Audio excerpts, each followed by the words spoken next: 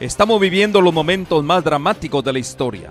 El Dios eterno empleará todos los recursos para atraer favorablemente la atención de sus criaturas a su obediencia, para que vivan en armonía con toda la voluntad revelada en las Sagradas Escrituras. Las profecías ilustran la manera en que el Altísimo usa a los hombres hoy para cumplir sus designios y su voluntad en la tierra. La profecía es una visión anticipada de la historia. Son predicciones que permiten al pueblo de Dios ver las cosas transitorias de este mundo a la luz de la eternidad. Son alertas para actuar con eficacia en determinados momentos. Nos facilita la preparación personal para la crisis final que se avecina. El apóstol nos relata: tenemos también la palabra profética más segura, a la cual hacéis bien en estar atentos como a una antorcha que alumbra en el lugar oscuro, hasta que el día esclarezca y el lucero de la mañana salga en vuestros corazones. Y hoy, el Dios de los cielos quiere levantar a una generación que quiera vivir para Dios y que exponga los principios eternos de acuerdo con los cuales operan la sabiduría, el poder y su autoridad para el cumplimiento final de su propósito divino.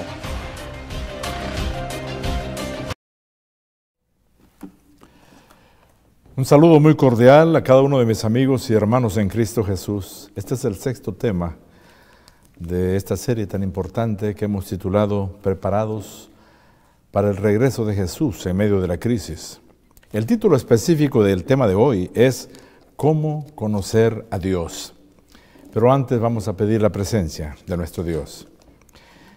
Señor que estás en los cielos, gracias por la oportunidad que nos concedes de abrir tu palabra. Invitamos la presencia de tu Espíritu Santo.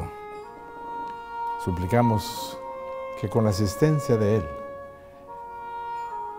y trayendo claridad a nuestras mentes, hoy podamos escuchar tu voz.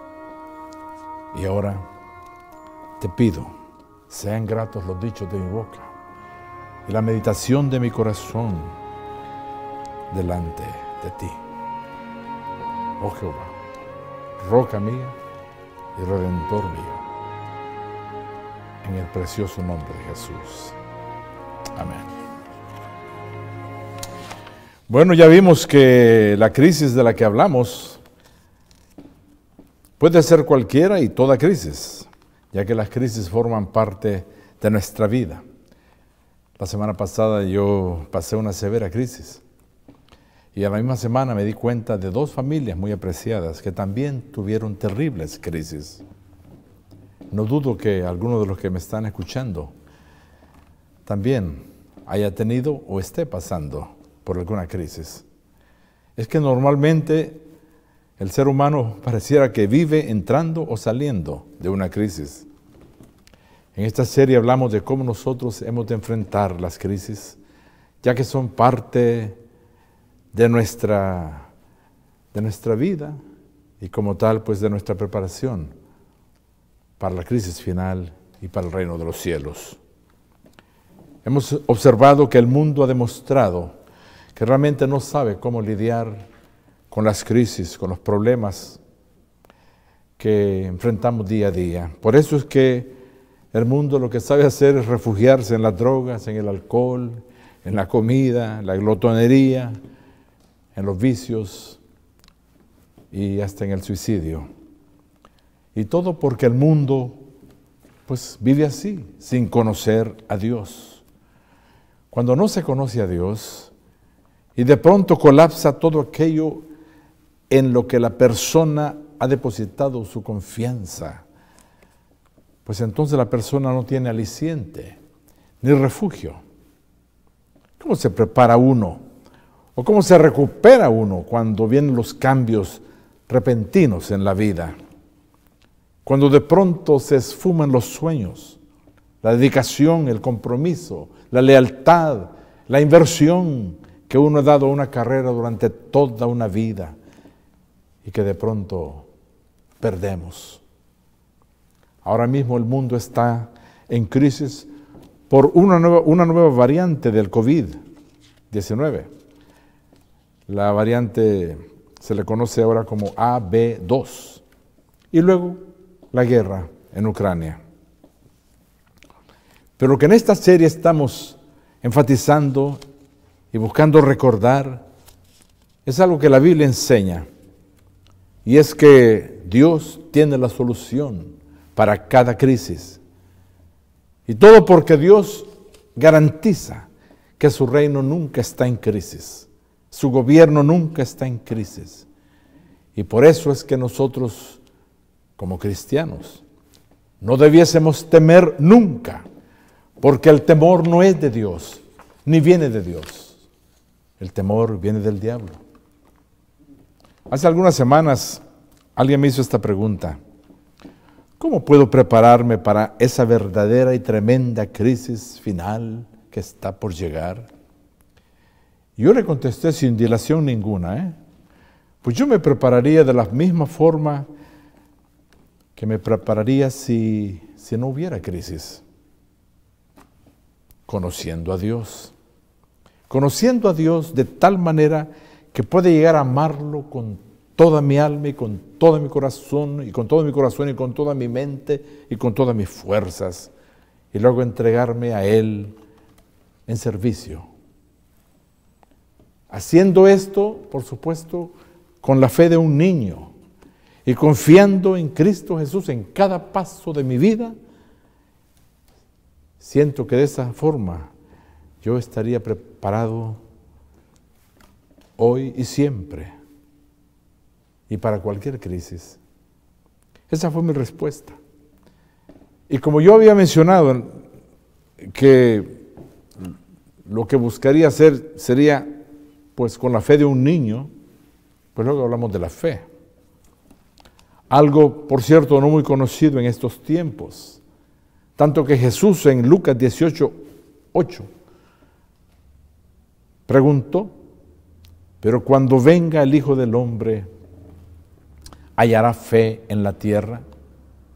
¿Qué pregunta la de nuestro Señor Jesús? Porque con eso está implicando, o estaba implicando, que lo menos que habrá en estos últimos días sería la fe. Y la Biblia dice en Hebreos 11:6 que sin fe es imposible agradar a Dios, porque es necesario que el que se acerca a Dios crea que le hay y que es galardonador de los que le buscan. Además, recuerden también que la fe es el medio para alcanzar justificación. O sea que sin fe no hay nada. Nosotros creemos que la salvación viene a través de la justificación por la fe en Cristo. Luego mi comentario final a la pregunta fue que al margen de la fe, ¿cómo podemos creer o amar a quien no conocemos? De modo que el concepto mismo de conocer a Dios es un concepto central en la vida cristiana. Y es fundamental en esta serie, porque ese es el tema, conocer a Dios. Imagínense si será importante. Ya hemos visto en temas pasados que las crisis, Dios las manda, las crea, las permite para que le conozcamos.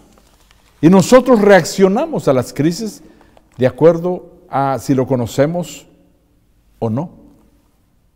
El conocer a Dios es fundamental, básico, elemental para el ser humano. Ese texto, Juan 17:3, no lo olviden nunca. Esta es, pues, la vida eterna. Y esta es la vida eterna, que te conozcan a ti, el único Dios verdadero, y a Jesucristo, a quien has enviado. La vida eterna consiste en conocer al único Dios verdadero y a Jesucristo, a quien Él envió. Por eso es que es importante en esta serie responder a la pregunta: ¿por qué es que Dios crea, manda o permite las crisis? Yo insisto, por supuesto, con la misma respuesta: para que le conozcamos. Y por eso ya leímos lo que vimos en Romanos 9:17. Porque la Escritura dice a Faraón: para esto mismo te he levantado, para mostrar en ti mi poder y para que mi nombre sea anunciado por toda la tierra. Y cuando dice que la Escritura dice, se está refiriendo a lo que está en Éxodo 9:16, que es lo mismo. De modo que Está claro, como lo ven ahí en la pantalla, Éxodo 9:16. Y a la verdad yo te he puesto para mostrar en ti mi poder y para que mi nombre sea anunciado en toda la tierra. De modo que ustedes se dan cuenta, a la luz de lo que dice el Antiguo Testamento y luego corroborado en el Nuevo Testamento, que está claro que Dios trajo, en este caso, en el contexto de Faraón, trajo las plagas de Egipto. Él las creó para darse a conocer. Ahora, entrelazando, mejor dicho, las plagas de Egipto con lo que pasa hoy en la tierra, vale la pena leer este comentario. El Señor Dios de Israel. Miren, esto es una cita muy importante. La tomé de los manuscritos allá en el año 1899, pero dice: el Señor Dios de Israel va a ejecutar juicios sobre los dioses de este mundo como lo hizo sobre los de Egipto. Capten, porque aquí hay un mensaje tremendo. El Señor Dios de Israel, nuestro Dios, va a ejecutar juicios sobre los dioses de este mundo como lo hizo sobre los de Egipto. Él destruirá toda la tierra con fuego e inundaciones, plagas y terremotos. Entonces su pueblo redimido exaltará su nombre y lo glorificará en la tierra. Y pregunta, ¿no tendrán una actitud inteligente hacia las lecciones de Dios aquellos que están viviendo en la última parte de la historia de esta tierra? Yo voy a volver a esto, voy a regresar a esto, pero queda claro ver cuál es el propósito de Dios con las crisis. Y es que solo hay una respuesta. A la luz de lo que pasó en Egipto, uno se da cuenta que hay una sola respuesta. Dios permite, crea y usa las crisis para demostrar que Él y solamente Él es Dios, para darse a conocer. Pero el hombre es duro, orgulloso, no se doblega. Y el espíritu de profecía menciona de manera específica, ahí en Testimonio 5, página 234, fieras y espantosas tempestades, incendios, naufragios, accidentes y calamidades, huracanes, terremotos, espada y hambre se siguen en rápida sucesión. Sin embargo, los corazones de los hombres se endurecen, así como el Faraón. Los corazones de los hombres se endurecen, no reconocen la voz de advertencia de Dios. ¿Ustedes se dan cuenta ahí nuevamente? Dios está dándose a conocer, está llamando a gritos y todo, y nadie lo quiere reconocer. A menos la vasta mayoría no lo quieren reconocer. Dice que no quieren huir al único refugio que hay para protegerse. Ahí está en la pantalla. No quieren huir al único refugio que hay para protegerse de la tormenta que se prepara. Dios está llamando nuestra atención, diciendo que Él es el único Dios que tiene todo bajo control. Ustedes no quieren estar bajo el control del que tiene todo bajo control. Dios crea las crisis, las usa y las permite para que nosotros lo conozcamos. De buscar conocerle, no teóricamente, sino como una persona, o sea, conocerlo de verdad. Esa es la única esperanza que tenemos. Por eso yo digo, y les digo a ustedes, ha llegado la hora, ha llegado el tiempo de conocer a Dios. Y si usted conoce a Dios, no habrá ningún problema, ningún temor. Usted podrá afrontar las más severas dificultades con serenidad. ¿Conoce usted a Dios? ¿Lo conozco yo? ¿Y cómo se le puede conocer? De eso vamos a estar tratando en el resto inmediato de la serie, porque no hay nada más importante que eso. De ahí parte todo lo demás. Y esta es la vida eterna, que te conozcan a ti, el único Dios verdadero, dice la palabra de Dios, y a Jesucristo, a quien has enviado. Y esta es la vida eterna, que te conozcan a ti, el único Dios verdadero, y a Jesucristo a quien has enviado. ¿Cómo empezamos a conocer a Dios? Empecemos haciendo esa pregunta porque hay ideas muy conflictivas en cuanto a quién es Dios. Hay quienes dicen que conocen a Dios y lo ven como alguien vengativo, enojón y arbitrario. Para otros, Dios es como un Santa Claus que está solamente buscando agradar a sus hijos. Otros lo ven como alguien que nunca se enojaría, que es fácilmente influenciado, porque lo ven como un Dios complaciente y permisivo. Incluso algunos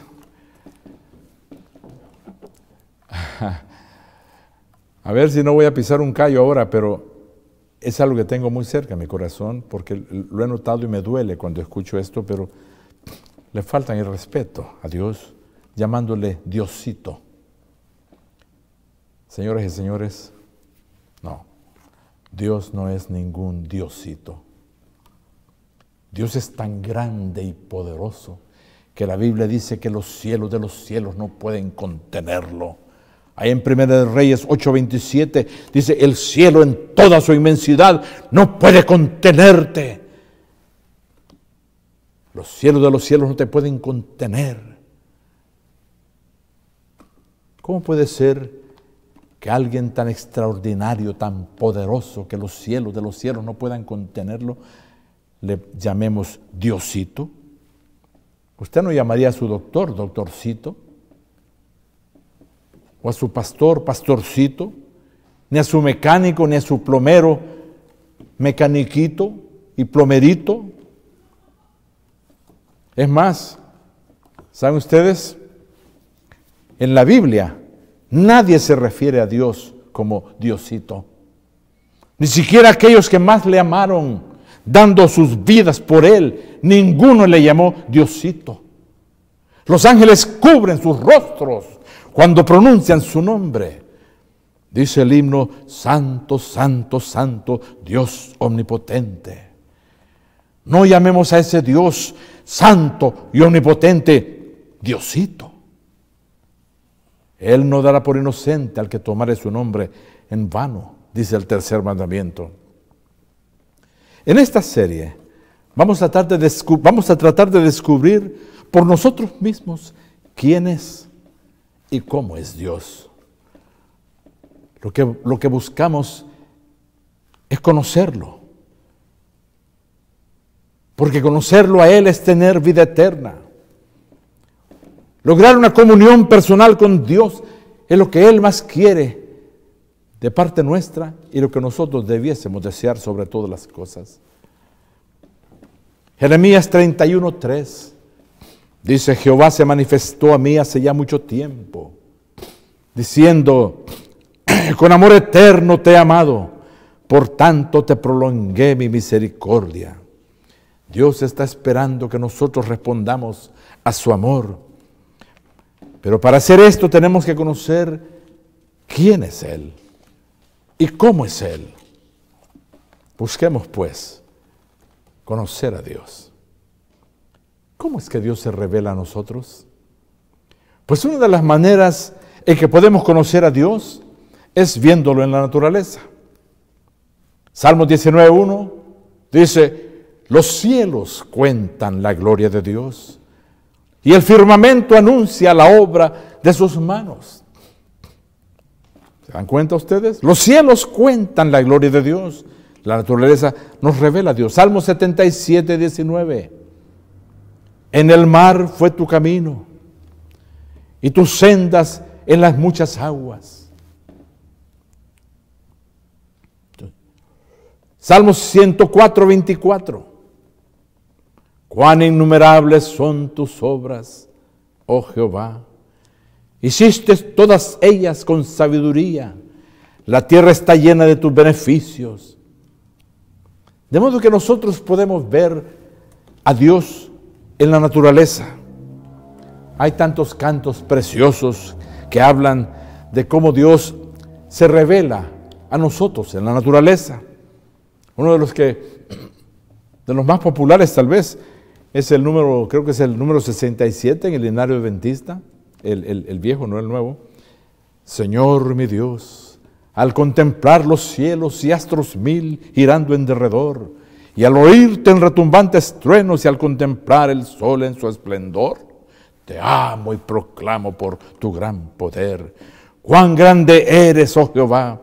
Te exalto a ti con toda mi alma y ser. Grande eres tú, grande eres tú. Al contemplar arroyos y florestas, los pajarillos oigo en su cantar, y alrededor percibo mil bellezas y brisa suave viene a refrescar. Yo digo, oh Señor, mucha es la gloria de tu nombre.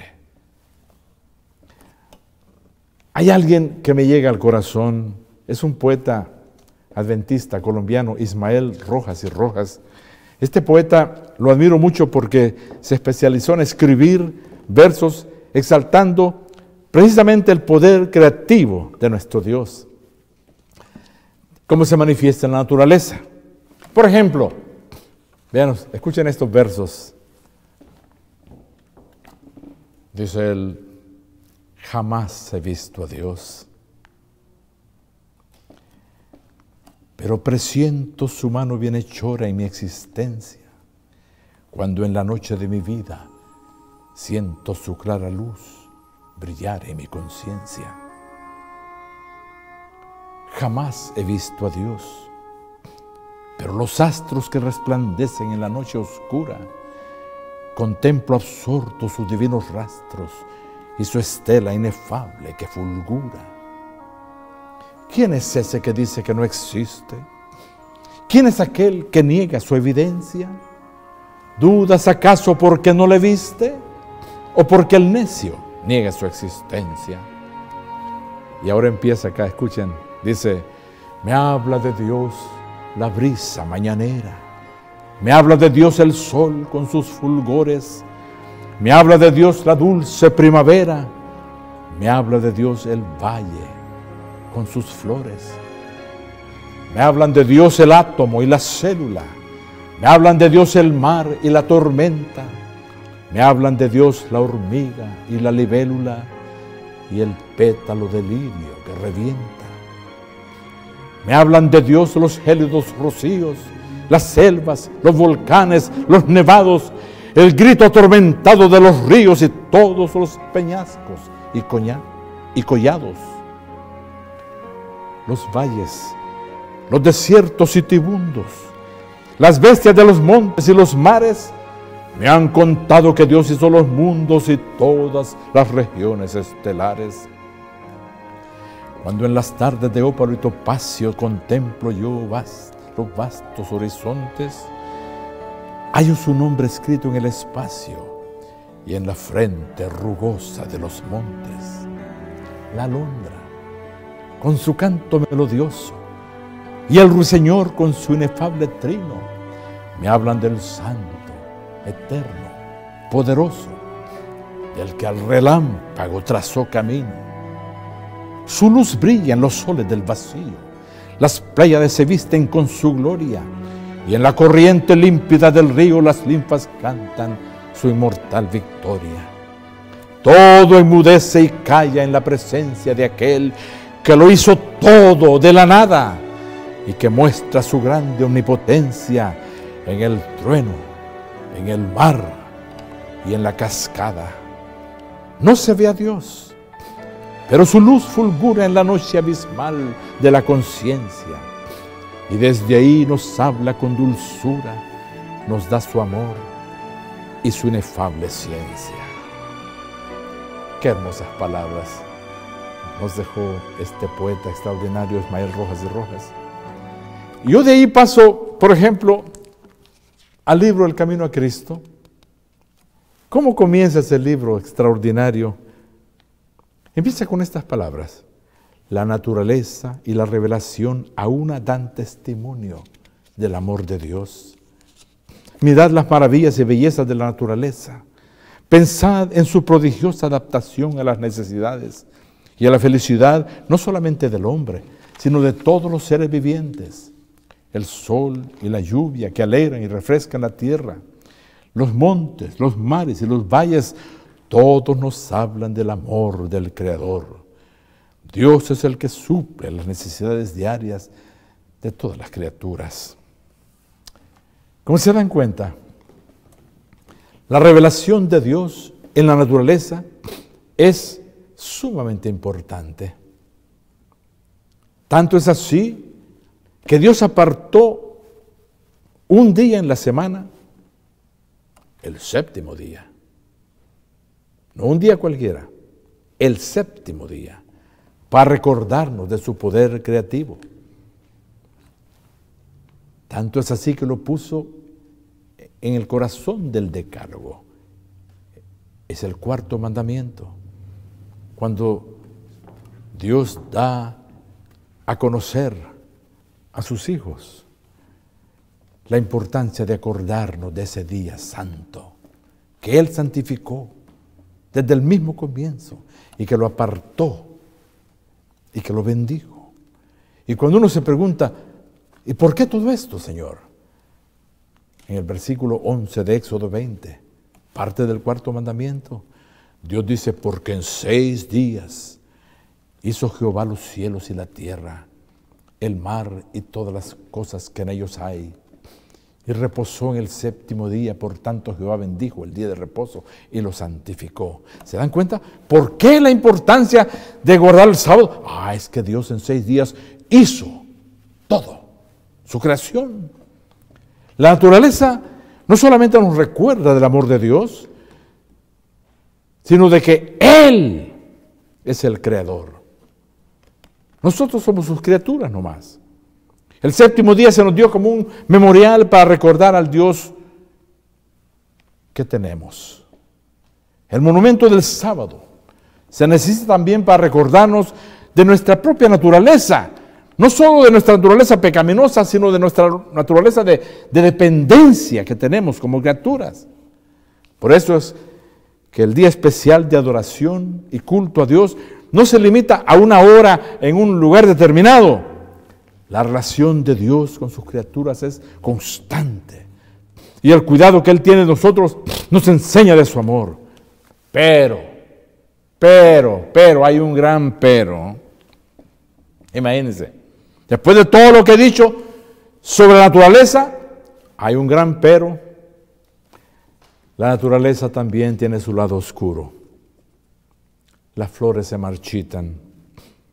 Los animales grandes se comen a los más chicos. Las nevadas a veces dejan sin comer a muchas criaturas. Muchas veces los lugares más preciosos de la tierra muestran muerte, descomposición, deterioro, putrefacción. Y aunque es un hecho,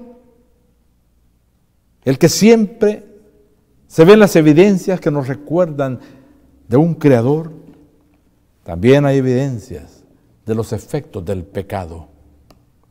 La naturaleza puede representar, y en efecto representa a Dios, pero lo hace de manera imperfecta, por lo que acabo de decir. Veamos otra manera de conocer a Dios. El amor humano también nos muestra el amor de Dios. Esta es una verdad incontestable, innegable. Tal vez se ve en la manera más clara cuando uno ve el amor de una madre hacia su hijo. Desde que nace se ve ese amor sacrificado e incansable en favor del hijo. También se ve en el padre que carga a los hijos. Lo vemos cuando trabaja duro para suplir las necesidades de sus hijos. También vemos ese amor en los maestros, en los doctores, pastores que toman tiempo extra para escuchar a las personas. He visto a madres que lloran hasta el último momento antes de que ejecuten a su hijo, que es un criminal endurecido. Pero la madre, el amor de una madre. La Biblia dice en Salmo 103:13, como el Padre se compadece de los hijos, se compadece Jehová de los que le temen. Isaías 49:15, ¿Se olvidará la mujer de lo que dio a luz para dejar de compadecerse del hijo de su vientre? Aunque olvide ella, yo nunca me olvidaré de ti. Juan 15:13, nadie tiene mayor amor que este, que uno ponga su vida por sus amigos. Pero acá también hay un gran pero. Y hay un gran pero porque todos hemos visto a padres y a madres que han abusado de sus hijos, que los han maltratado.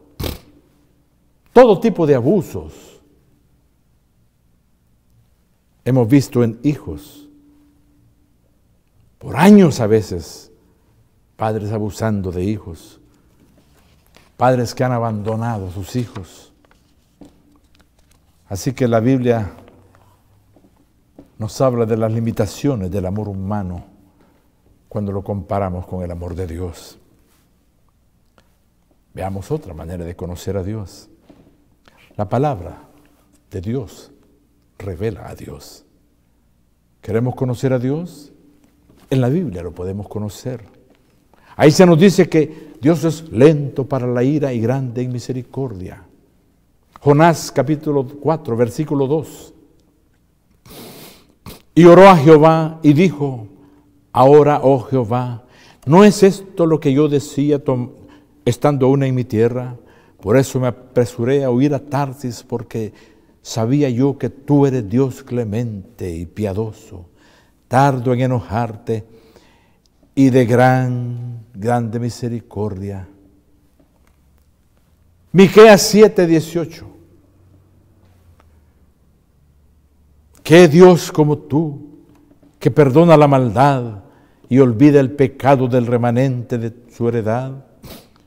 No retuvo para siempre su enojo, porque se deleita en misericordia.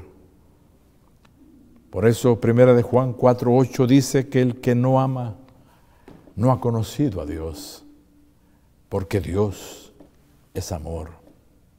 Pero, aquí también hay un pero.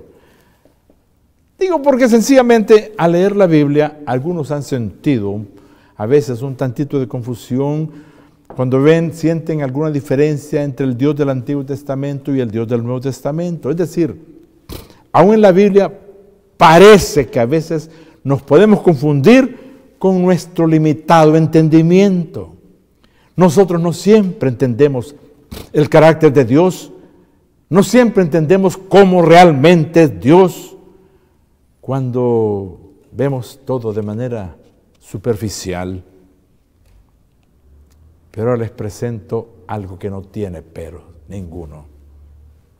Jesús es quien revela quién es Dios. Aún los discípulos de Jesús tenían sus cuestionamientos en cuanto a quién o cómo era Dios. Lo importante y lo bueno es que querían conocerlo.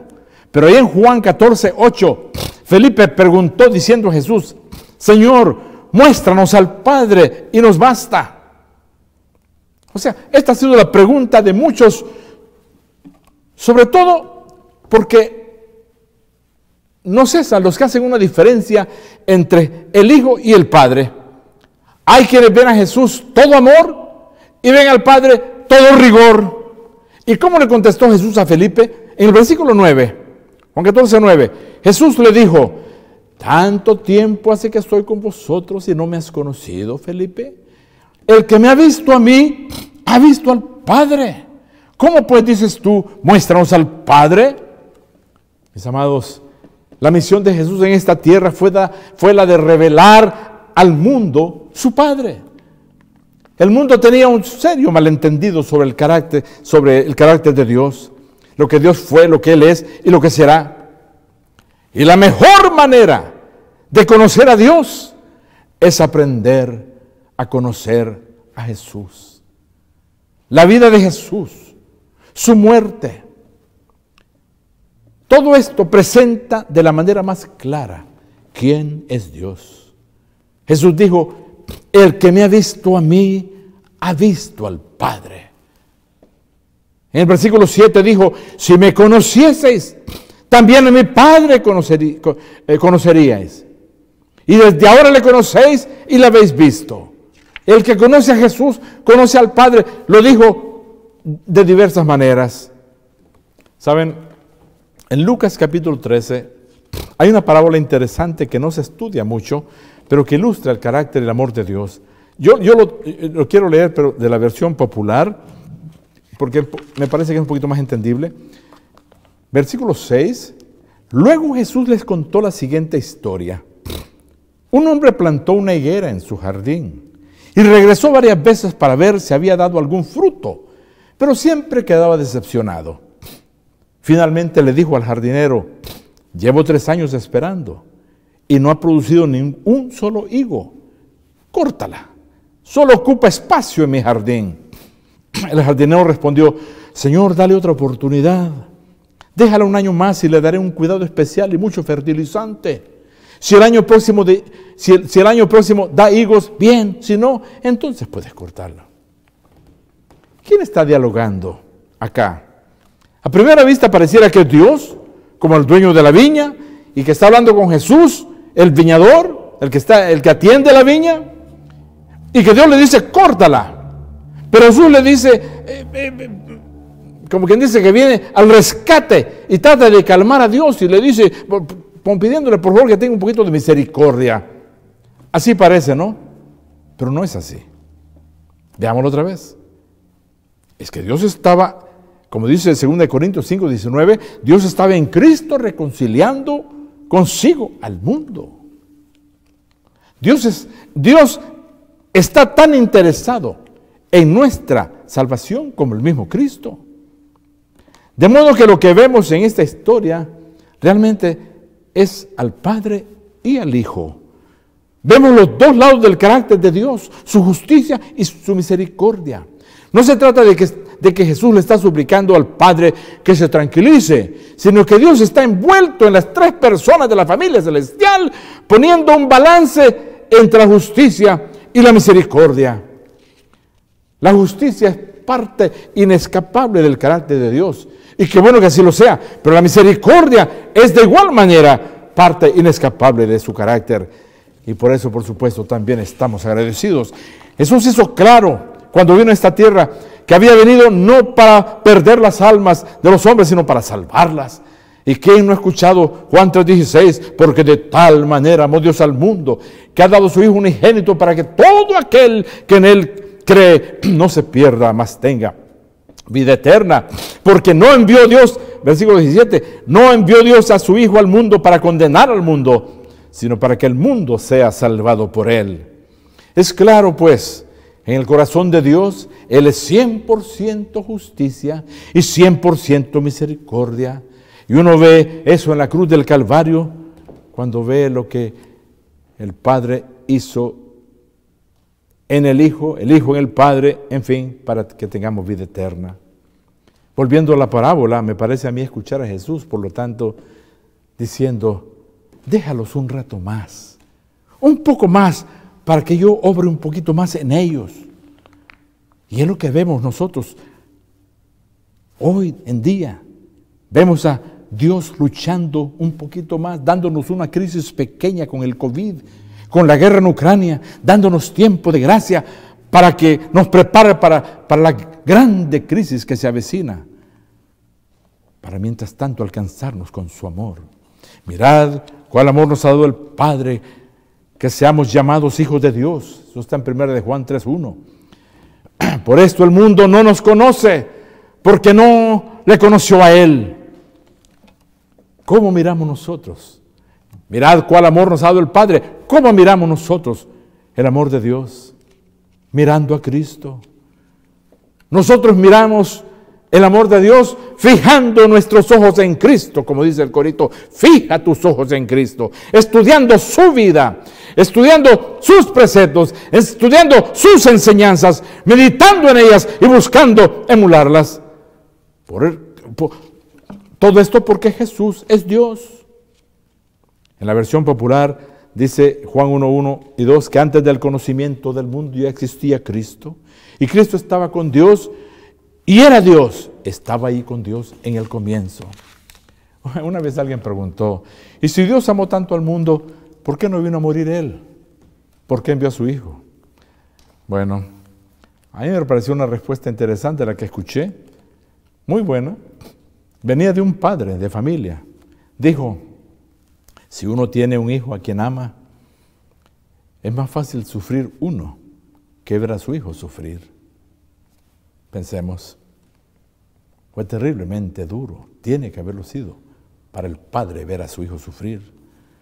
Yo doy gracias a Dios porque nos amó tanto como para mandar el regalo más grande que podía darnos, su propio Hijo, para nuestra salvación.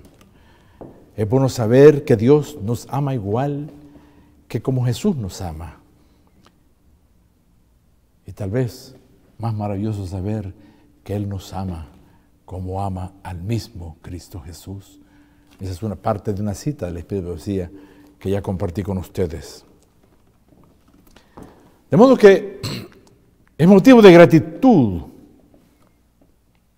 el saber que podemos recibir una revelación de Dios por medio de la naturaleza, por medio del amor humano, por medio de la palabra de Dios, pero sobre todo yo agradezco a Dios porque también podemos conocer a Dios estudiando la vida de Jesús, sus enseñanzas, porque es donde más claramente podemos ver el amor de Dios.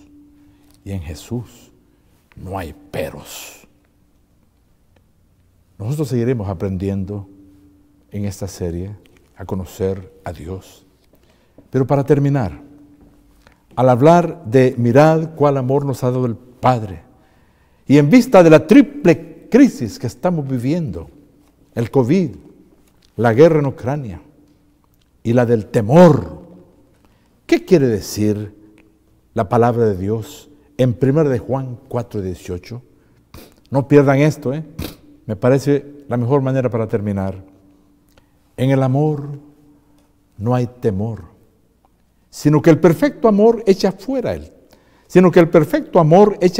temor, porque el temor lleva en sí castigo, de donde el que teme no ha sido perfeccionado en el amor. Qué manera de fortalecernos este versículo. Siento que nos ayuda a conocer mejor a Dios y que nos recuerda cómo y por qué nosotros no hemos de tener temor en ninguna crisis, ni de nada, porque en el amor no hay temor. En primer lugar, recordemos que la Biblia dice que el amor es de Dios y que Dios es amor. O sea que el amor es la característica fundamental de Dios. Todo lo que Dios hace, lo hace influenciado por su amor, el famoso agape, el amor perfecto hacia la persona amada. El texto dice que en el amor no hay temor, sino que el perfecto amor echa fuera el temor, porque el temor lleva en sí castigo. El que teme no ha sido perfeccionado en el amor. Ahora, noten ustedes, aquí me gusta recordar lo que alguien dijo, que un texto sin su contexto es un pretexto. Vean ustedes el contexto. Aquí vale demasiado. El versículo anterior, estábamos leyendo el versículo 18, ven el 17. En esto se ha perfeccionado el amor en nosotros. En esto se ha perfeccionado el amor en nosotros, para que tengamos confianza en el día del juicio. Pues como Él es, así somos nosotros en este mundo. ¿Ustedes captan algo acá? El temor que el perfecto amor echa fuera. Eso es el temor al juicio. Ahora, yo les acabo de leer hace un ratito las siguientes palabras del manuscrito del Espíritu de Profecía. El Señor Dios de Israel va a ejecutar juicio sobre los dioses de este mundo, como lo hizo sobre los de Egipto. Y habla de fuego, de inundaciones, de plagas, terremotos. Pero los que están en Cristo conocen el amor de Dios, que quita el temor al juicio o a los juicios, que son juicios de Dios. Incluso recuerdan que yo leí que entonces su pueblo redimido exaltará su nombre y lo glorificará en la tierra. Esta exaltación y glorificación se hace durante los juicios de Dios. ¿Ustedes se imaginan? hablando de las peores manifestaciones, de las crisis que Dios crea y manda y permite. El pueblo de Dios, durante esas crisis, estarán exaltando y glorificando a Dios por sus juicios. Evidentemente estamos aquí tratando de un pueblo, de una iglesia que conoce a su Dios. Y porque lo conoce, puede glorificarlo en medio de plagas y de virus y de guerras y de problema y medio. El echar fuera el temor al juicio, no digamos a los juicios, es una de las funciones principales del amor de Dios. Testimonios 9, página 11. Dice la sierva del Señor: estamos viviendo en el tiempo del fin. La época en que vivimos es importante y solemne. El Espíritu de Dios se está retirando gradual pero ciertamente de la tierra. Ya están cayendo juicios y plagas sobre los que menosprecian la gracia de Dios.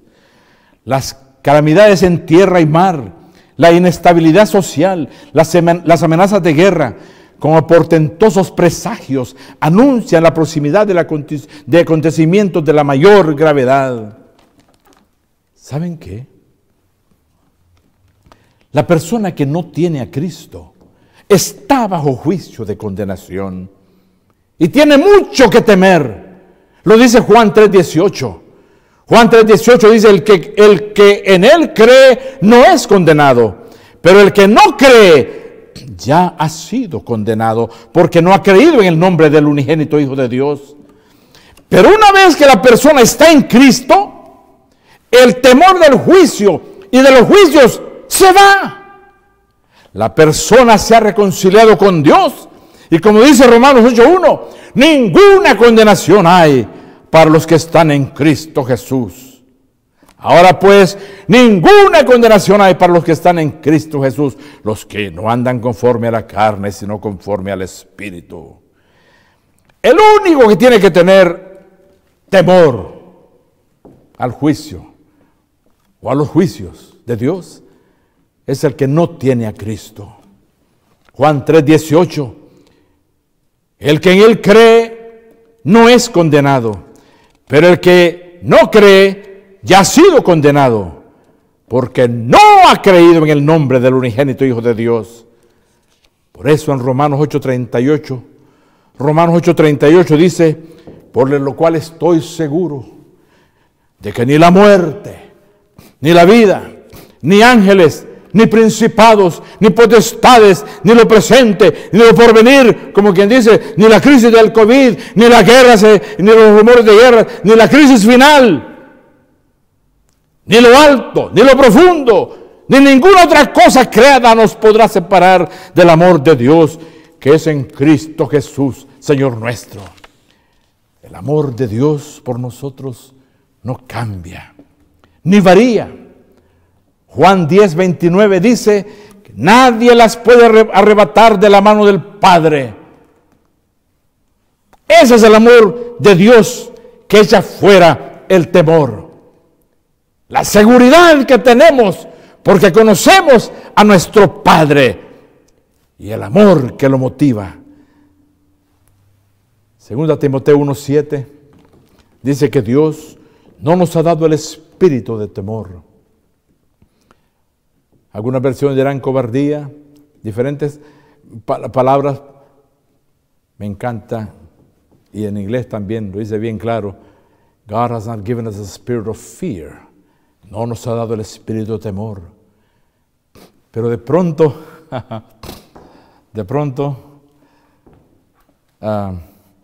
sentimos que el temor nos gana. Y empezamos con una variante más que venga. Ya de por sí, qué triste, que algunos hasta quieren dejar de ir a la iglesia. Imagínense ustedes, lo que Dios ha creado y ha enviado. Cuando Dios ha dicho que no debemos de tener miedo de aquello que va a afectar el cuerpo. Pero bueno, ¿Saben qué significa el reconocer que el temor a veces nos gana? Sencillamente significa una cosa, que hay que conocer mejor a Dios. Evidentemente no conocemos a Dios de manera perfecta. Conocemos a Dios de manera perfectible, pero no de manera perfecta. Porque ¿saben qué? El amor perfecto echa fuera el temor. Si usted todavía siente temor, si usted todavía no tiene paz, siga buscando a Dios todos los días. Siga buscando conocer a Dios, porque Dios nos enseña por toda la Biblia a no temer nada, porque Él es todo para nosotros. Por eso su nombre, dice Él, yo soy el que soy. Yo soy lo que tú necesitas. Necesitas valentía, yo soy tu valentía. Necesitas paz, yo soy tu paz. Necesitas salud, yo soy tu salud. Necesitas lo que necesitas, yo soy el que soy. La clave está en confiar completamente en un Dios que es digno de confianza. Pero para saber eso, hay que conocerlo. Y de eso estamos hablando en esta serie. Y seguiremos porque tenemos que conocer a Dios. Mientras tanto, abramos el corazón a Jesús. Y les espero en el siguiente tema para seguir conociendo a Dios como es nuestro privilegio conocerle. Y los espero en la iglesia en Downey, 7707, Florence Avenue. No olviden que todos los sábados estamos ahí, a las 11 de la mañana. Mientras tanto, como dije, abramos nuestro corazón a la presencia de Dios. Pidamos al Espíritu que nos bautice. Pidamos a Jesús que entre a nuestro corazón. Oremos, Señor. Gracias, gracias, gracias por tantas manifestaciones, revelaciones que nos has dado para que conozcamos quién y cómo es Dios. Pero aquí que encontramos peros. Sin embargo, Jesús, la máxima revelación del Padre, aquel que dijo, quien me ha visto a mí, ha visto al Padre. No hay peros en Él. Gracias por Jesús, por lo que representa Él para nosotros. ¡Wow! Que nosotros totalmente seamos liberados del temor. Señor, danos la realidad de tu presencia en nuestra mente, en nuestro corazón. Y ayúdanos a vivir cerca de ti. ¿Qué significa vivir cerca de tu palabra? Porque en el principio el verbo era con Dios y el verbo era Dios. Jesús, nos inclinamos ante ti en este momento, ante tu grandeza. Tú eres Dios, tú eres el creador de todo. Y ahora crea en nosotros un corazón limpio, puro, de carne. Danos esa obra a nosotros porque ansiamos ser tuyos, vivir para ti, entregarnos plenamente para honra y gloria de tu nombre, para nuestro bienestar temporal y eterno. Te daremos las gracias ahora y siempre en el precioso nombre de Jesús. Hasta la próxima. Que Dios me los bendiga. Un abrazo. Estamos viviendo en el tiempo del fin, predicho por el profeta Daniel. Estamos por enfrentar eventos que sucederían antes del regreso de Cristo. Es como un aviso del futuro y no es atractivo.